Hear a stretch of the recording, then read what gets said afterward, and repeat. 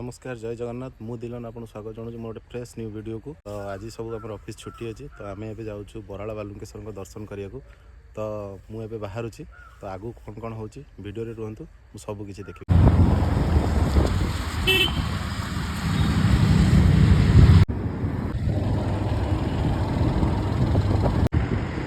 तो बर्तमान आम आसी पहुँची जाइए बाबा पाखापाखि यू मात्र बालुकेश्वर मंदिर 2.6 किलोमीटर। तो यही जो रोडटा पड़ी यहाँ पूरा पुरी की पड़ी आईटा भुवनेश्वर यहीपटे गला ये लेफ्ट साइड कटे पड़ो आ गोपबंधु दास भी जन्मपीठ अच्छी यू 7 किलोमीटर पाखापाखि यहीपटे जावाक पड़ो। तो बर्तमान आम आसी पहुँचीगलु बाबा पीठे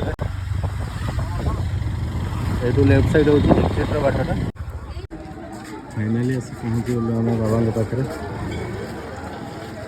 तो ये हूँ मुख्य द्वार ठाकुर। तो भितर बर्तमान जा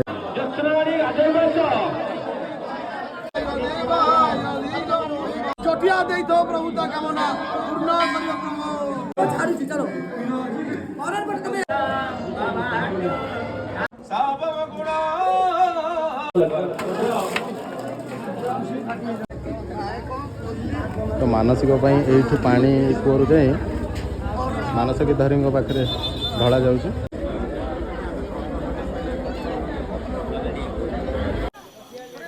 मैंने मंदिर विषय किसी कह मंदिर विषय तो कथार कुछ कहबार बयस आमर बहुत कम जेहेतु लोक जनसमुद्र देखी जापे केमिया ठाकुर ये बराल गोटे बलियार ठाकुर ये हूँ मानसिक पीठ एठिकी समस्ते मानसिक करने को आसती प्रत्यक्ष कहले पुत्र संतान प्रसिद्ध पीठ एठी शरीर असुस्थ पारिवारिक अशांति विवाह न होते कर्मयोग प्रत्येक ये बराले उपकृत होती तमें निजे उपकृत ना कौन सेमती बराल को भरोसा रखी था विश्वास भाव भरोसा कौन कौन करने प्रथम दिन आसवे प्रभु पाखे गुआ नड़िया सालुकोना अरुआ चाउल मानसिक बसैब 21 दिन जाए जो वज्र विभूति पादुक प्रभु आगे नहीं प्रत्येक दिन सकाଳେ गाधई 3टा संज बलिता पकई प्रभु ना दीप धूप लगेब से संतान बाधा विघ्न हुए ये प्रभु पानी 21 दिन निजर पुराणा वस्त्र प्रभु पानी गाधेले से समस्त ग्रहरिष्ट खंडन हो तम विश्वास भाव भरोसा